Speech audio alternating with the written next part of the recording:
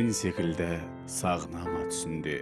Сез алар ма әкімімен тұрғыны, түсінгеннің бірге кетер ішінде Алматының бір мұңы бар, бір мұңы. Күрең шашын, алтын сары кірпігін, бауырыма басып дел сал реңін бірге жамап, жүрегінің жыртығын көшесінде мең-зең болып жүремін. Алматының аспанында бір мұң бар. Кімдікі ол? Соны білмей далмын мен. О дүниемен бұ дүниелік тұрғындар сенікі ме? Әлде Аллам алды кең. Алматының көшесінде арман жүр, күз келгенін ертең құстар сездірер. Сонда айтылар, ал әзірге қалған жыр, сорғалың жүрегіңді ездірер.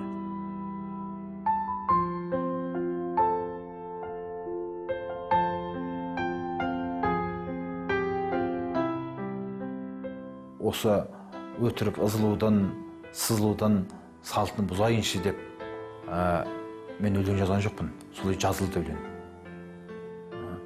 Әр өлеңнің өзінің тағдыры болады. Адамның тағдыры сияқты, өмір сияқты.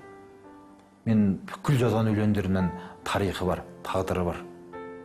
Мен жүрегімді толқытпаған дүниені ешқашан жазған емеспін. Мен көлімде не баурайды, сол дүниелерді ғана мен өмірге әкелдім. Маралтай Райымбекұлы, ақын, Қазақстан Жастар Одағы сыйлығының, мемлекеттік дарын жастар сыйлығының және халықаралық Алаш әдеби сыйлығының лауреаты. Қазақстан Республикасы президенті грантының иегері. Айнұр, Ай және Кентавр асау атты өлеңдер жинағының авторы. Қазақстан Жазушылар Одағы басқармасы төрағасының орынбасары. Алматы, 90-шы жылдардың басы.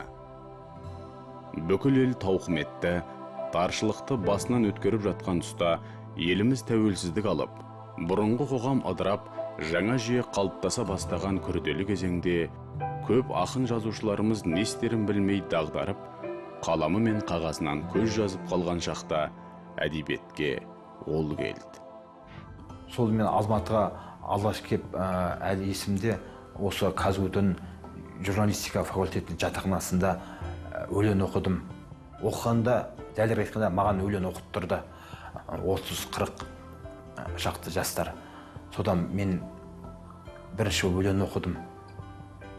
Лепіреп, жаңағыдай, қанатын бастан жел гулеп дегендей. Маралтайды Алматыда бірден мойындамады. Алғашқы топ алдында оқыған өлеңіне жапырылып қол соққан жұрт бола қойған жоқ. Осы Бауыржан, Бабажан, Жара Сәрсек, көп қыз жігіттер бәрі ортаға алып өлең оқыды. Сонда мен қатты ұялдым. Қазақ айтады ғой, тесік болса кіріп кетер едім жерге деп. Сонда тесік болған жоқ. Өйткені мен өлеңім әлі балан екені, мен ештеңені білмейтінім, бұл поэзия әлемінде далада лағып жүргенімді түсіндім. Ана қыз жігіттер өлең оқыған кезде. Маралтай Алматыны тастап Жамбылға кері қайтады. Көп ізденеді. Тағдырдың соққысын көреді. Бұлқынған таланты мен бұрқанған мінезі оны еш жерге сыйдырмады. Жамбыл педагогикалық институтынан 3-ші рет қудаланған ақын 93-ші жылы Алматыға бір жолата келді. Сол 93-ші жылы келген кезде бұның өлеңі де өте өскен екен. Көп өскен екен өлеңі. Бұл әсіресе қызыл өлең, у қайтару сияқты керемет өлеңдерді оқытты, біздің бәрімізді баурап алды. Содан соң бірнеше күннен кейін жазушылар одағының ғимаратында мүшәйра болатын болды. Ол кезде мүшәйралар жиі болатын. Біз айттық Маралтайға, ол да қатысам деді, сені қатыстырмайды, біз сондай деп. Содан соң ол айтты, жоқ, қалай қатыстырмайды деп, ол таң қалды кәдімгідей. Содан бір кезде біз сол мүшәйраға қатысып, сол фойеде тұрмыз. Бір кезде Есенғали Раушанов пен Иранғайып келе жатыр екен. Сосын тұра қалып, Маралтай боғауыз өлең оқыды. Сосын Есенғалиға шошып кетті. Кетей, мынау кім деді. Сосын бұл жетіп барды айтты, мен заманның заңғар ақыны Маралтайға бір айыппын деп. Сосын әлгі ағаларымыз күтіп жіберді. Біз енді қасына барып амандасуға қорқып жүрген ағаларымыз ғой енді.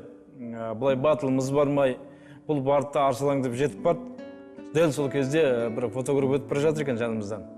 Сосын айтты, жаңағы фотограф айқайлады, Маратай, бізді суретке түсіріп жібер деп